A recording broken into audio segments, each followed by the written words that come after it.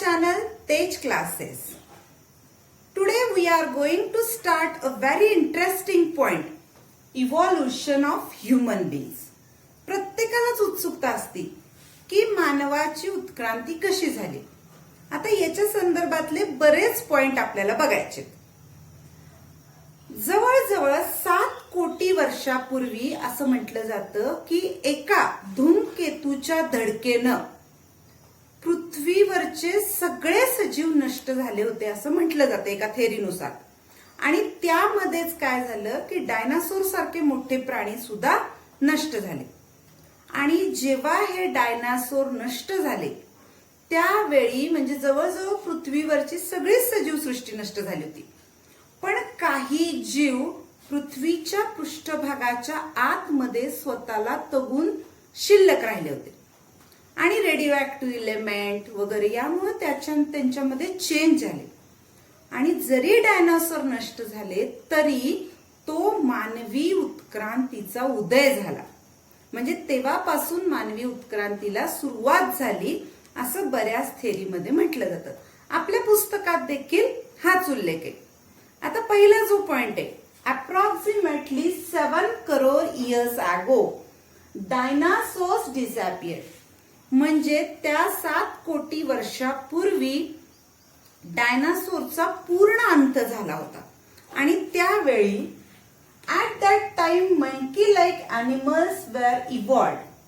आणि त्याच काळामध्ये माकडासारखे दिसणाऱ्या काही प्राण्यांची उत्क्रांती झाली.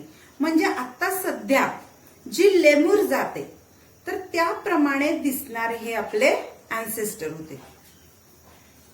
4 crore years ago, tail was said to be disappeared of this monkey-like animal of Africa. आता हे आफ्रिकेमध्ये सापडलेले प्राणी की ज्या प्राण्यामध्ये 4 करोड वर्षापूर्वी काय झालं होतं तर या माकडासारख्या दिसणाऱ्या प्राण्यांच्या आफ्रिकेमधल्या, कारण अन्नाच्या शोधात हे सगळ्या भागात विभागले गेले होते, तर यांची शेपूट नष्ट झालेलं रेकॉर्ड आहे. They evolved due to enlargement of brain. Their hands were also improve. आता यांचा विकास कशामुळे झाला तर यांच्या मेंदूची वाढ झालेली होती. आणि हात जे तर पूर्वी 4 पायावर चालणारा जो प्राणी होता तर त्याचे हात हळूहळू काय झाले विकसित.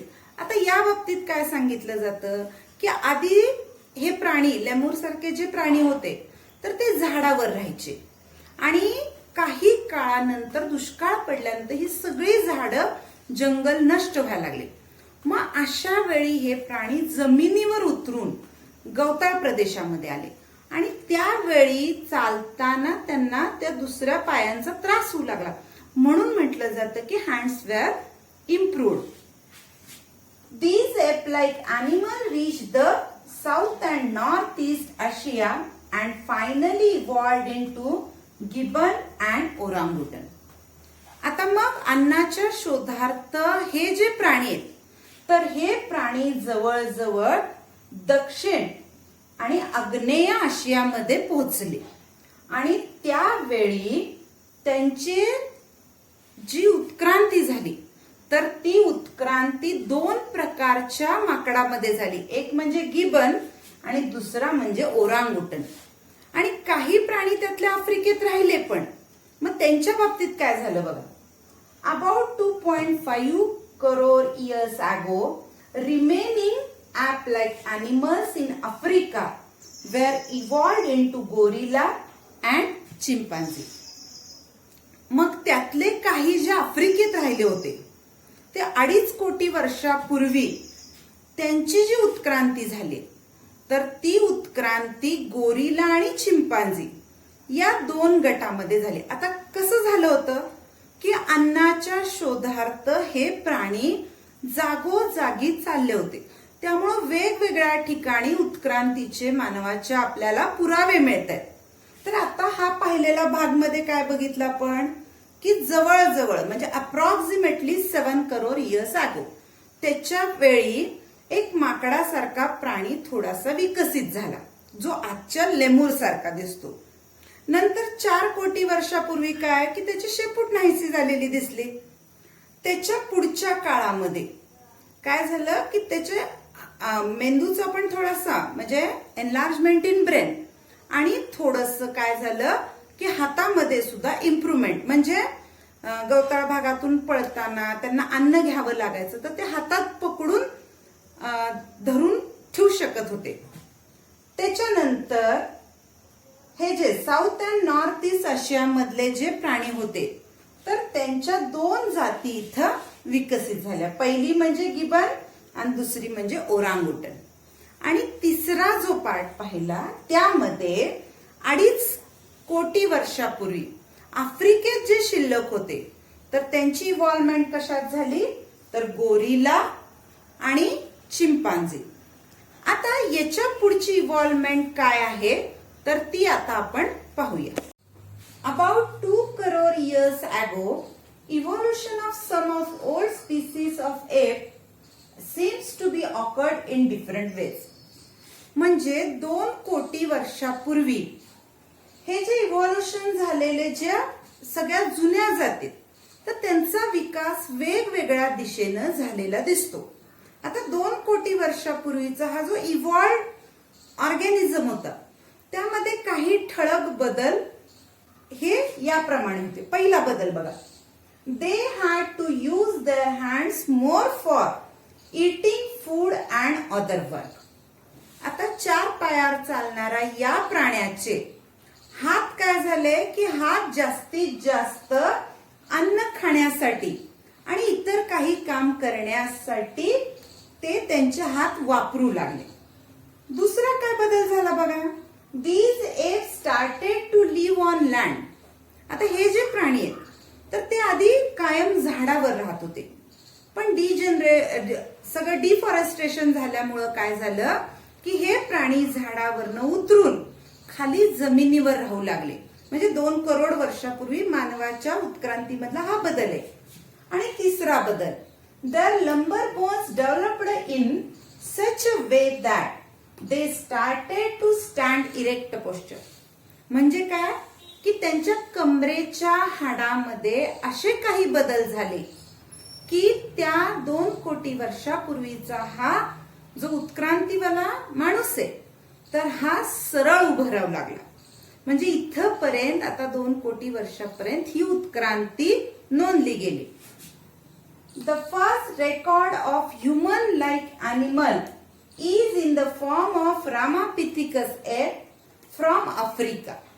सगळ्यात पहिली जी नोंद आहे मानव सदृश्य प्राण्याची की आत्ताच्या मानवासारखा थोडाफार दिसणारा तर तो आहे रामापिथिकस एप. आणि हा रामापिथिकस एप जे तर ते आफ्रिकेमधून म्हणजे ही नोंद त्यावेळी पहिल्यांदा झालेली. Afterward, this ape grows up in size and became more intelligent. आता हा आकारानं थोडासा मोठा झाला आणि पहिल्यापेक्षा जास्त हुशार झाला. Thus, ape of South Africa evolved about 40 lakh years ago. म्हणजे साऊथ आफ्रिकेतले हे जे प्राणी आहेत तर ते पूर्ण उत्क्रांतीच्या मार्गावर आहेत. About 20 lakh years ago, skilled human was developed. आता जो 20 लाख वर्षापूर्वीचा हा मानव आहे तर तो पूर्णपणे स्किल्ड म्हणजे कुशल मानव, कुशल असा प्राणी तो त्या पद्धतीनं त्याचा विकास झाला. बघा म्हणजे इथपर्यंत काय काय विकास झाले, इथपर्यंत उत्क्रांती कुठपर्यंत झाली तर 7 कोटी वर्षापासून आपण पाहिलं होतं की 7 कोटी वर्षापूर्वी जो लेमूर सारखा प्राणी होता तिथपासून आता जवळजवळ 20 लाख वर्षापूर्वीचा मानव हा स्किल्ड म्हणून इथपर्यंत त्याची डेव्हलपमेंट झालेली. आता पुढच्या अजून डेव्हलपमेंटच्या स्टेज काय ते आपण बघूया. About 15 lakh years ago, human walking with erect posture was existed in China and Indonesia of Asian continent. म्हणजे सुमारे 15 लाख वर्षापूर्वी चीन आणि इंडोनेशिया इंडोनेशिया, हे आशिया खंडातल्या 2 देशांमध्ये असा हा प्राणी सापडला की जो सरळ चालू शकत होता. Developing of brain for the period of about 1 lakh years, mean while it discovered the fire. 1 lakh वर्षापर्यंत त्याच्या मेंदूचा विकास हा सुरूच होता आणि याच दरम्यान अग्नीचा शोध लागला आणि अग्नीचा शोध लागल्यामुळं अन्न किंवा मांस जे होतं ते भाजून खाण्याची कला त्यावेळी मानवाला आली. त्यामुळं कच्चं अन्न पचवण्यात जी एनर्जी त्याची लागत होती तर ती एनर्जी आता मेंदूच्या विकासासाठी वापरली गेली आणि तिथनं पुढचा जो विकास आहे तर तो थोडासा झपाट्यानं चालू झाला. 50,000 years ago, the brain was sufficiently evolved that considered as member of the class wise man, Homo sapien. मग 50,000 वर्षापूर्वीचा जो मानव होता तो आजच्या मानवासारखा दिसत होता, म्हणजे बरेचसे आपण त्याच्यासारखे दिसत होतो आणि तोच गट आहे की होमोसेपियन. आता त्यामधला पहिली जी नोंद आहे Neanderthal man is a example of wise man.